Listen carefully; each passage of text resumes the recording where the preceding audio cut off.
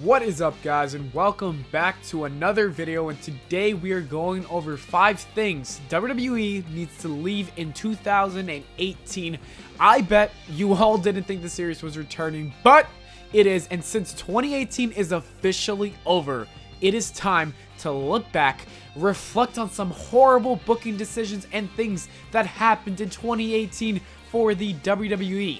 I personally wish they never happened, but they did, and the best thing for us to do now is to let it stay in the past, pretend like it never happened, and move on with our life. Okay, let's get finally on the list with number 5, disrespecting SmackDown Live.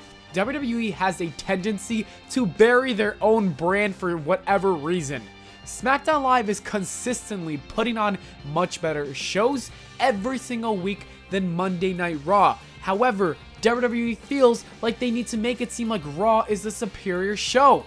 They treat Raw as the A show by putting up end of the year votes and apparently having Raw as the brand of the year, but we all know that the fans did not vote for Raw as the brand of the year. It's just a lie. It's a lie.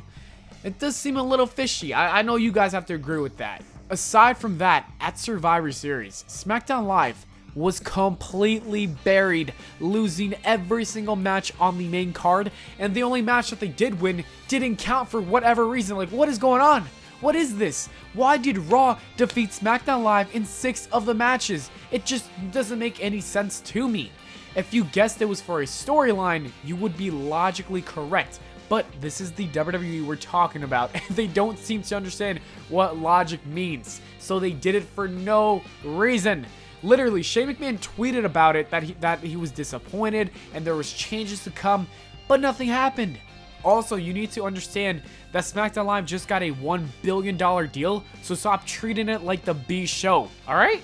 Therefore, all the SmackDown Live disrespect needs to stay in 2018, and moving forward, we should treat it as the A show, while Raw is the D show, E show, F show, whatever show, the garbage show. Number 4, Bork Laser. One of the major reasons why 2018 has been a horrible year for the Red brand is due to not having a full-time Universal Champion on the show. The world title of the brand should have the most interesting storyline, the best match of the night, and also the top superstars on the brand. Brock Lesnar has been champion for a majority of 2018, and this has been hurting the company. Hopefully, just hopefully, Brock Lesnar can lose the title at WrestleMania to someone like Seth Rollins, Finn Balor, or Drew McIntyre, and we never, ever see him again as a champion. Number 3, the tag team division. Tag team wrestling can be a beautiful sight if it is done properly. WWE has all of the talent in the world to have a good tag team division on both brands, Raw and SmackDown Live.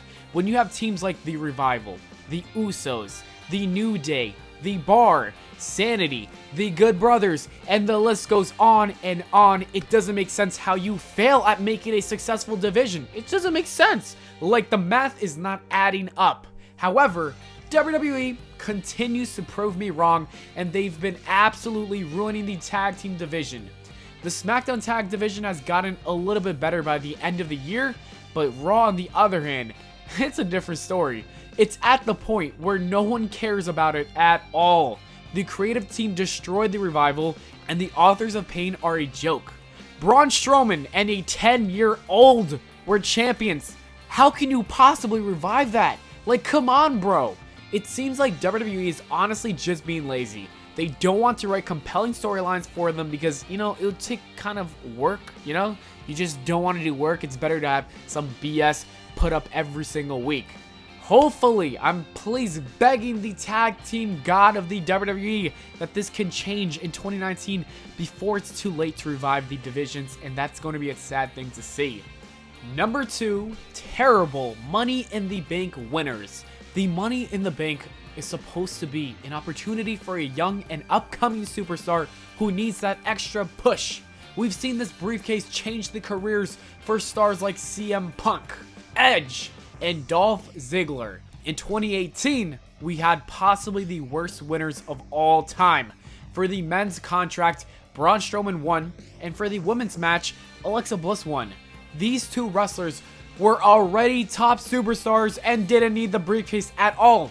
To top that, Alexa Bliss cashed in on the same night, which is something I personally hate. I don't know about you guys, but it ruins the whole joy and the, like, you know, the little, oh, is she gonna cash in this night or that night, you know? And as for Braun Strowman, he lost his match. Overall, I'm sick of WWE ruining the importance of that match. In 2019, give it to Andrade Cien Almas, and for the women's division, give it to Sasha Banks or Ember Moon. It's that simple. Like, it is literally that simple. Please don't mess that up. Alright, before we get to number 1, this is the honorable mention on this list, and that is the Undertaker versus Shawn Michaels. Please do not give me a one-on-one match between these two people. Shawn Michaels, don't come out of retirement ever again. Undertaker, retire in 2019 and call it quits. I love you both, but it's time to hang up those boots. Alright. And number 1, the Saudi Arabia deal. You knew this had to be the number 1 on this list. WWE held multiple events in Saudi Arabia in 2018, and there was a lot of controversy with those two events. Many people around the world do not believe in the Saudi culture, and one example would be the way they treat women and the LGBTQ community. But you know what? We said, let's give it a little change, you know, let's hope that we can move forward with the culture. However, later in the year, there was a massive event that occurred with a journalist, and many companies backed out of the deals with Saudi Arabia. WWE decided to stay, and many of their own wrestlers did not even want to go to support them. John Cena and Daniel Bryan were two superstars that refused to attend regardless of the bonus pay. It seems like WWE is attempting to make a change in this world, and participating in these shows just contradicts everything and all their morals and values. Even though WWE will probably continue doing business with them, I think it is best to leave in 2018. Anyways, that is it for this video, guys. I hope y'all enjoyed. If you did, please leave a like and subscribe. Comment below your thoughts. Follow me on Twitter at Pllana, and I'll see you all in the next video.